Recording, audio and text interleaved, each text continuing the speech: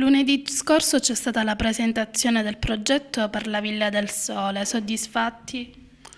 Sì, molto soddisfatti perché si è potuto discutere con i partecipanti su anche come migliorare la nostra proposta, perché noi abbiamo fatto una proposta al comune in base al bando di gara e abbiamo fatto sicuramente una proposta migliorativa, ma nel momento in cui bisogna andare a firmare la convenzione si può sempre migliorare, quindi quello che è importante è che già ci sono state delle proposte che noi abbiamo recepito per poter migliorare diciamo, quest'idea.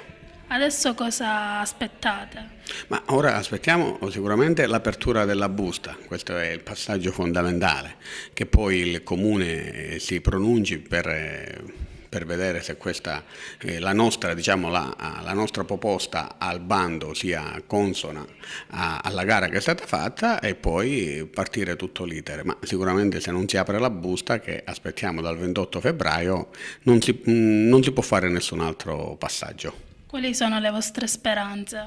Ma sicuramente le nostre speranze è che il Comune mantenga le promesse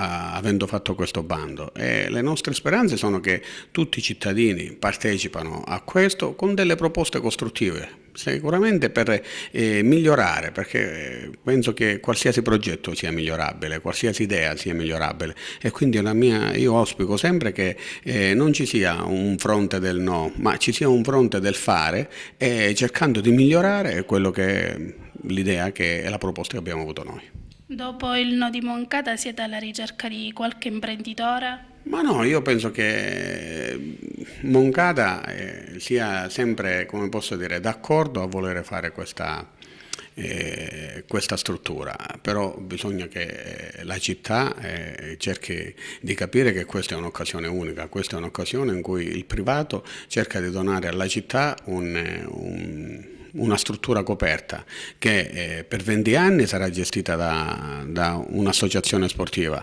dopo 20 anni sarà a completa disposizione diciamo, del comune di farne quello che vuole, ma già da ora il comune è proprietario di questa struttura. Anche altre società sportive beneficerebbero di questa struttura. Sì, tutte, il campo diciamo, è stato fatto con un'idea di poter donare ad Agrigento una struttura per la pallamano, ma tutte le altre associazioni sportive possono fare richiesta per poter utilizzare questa struttura. Non è una struttura solo per la pallamano o per il basket, è per il calcetto, per la pallavolo, per tutti quelli che avendo un'associazione sportiva vogliono utilizzare il palazzetto.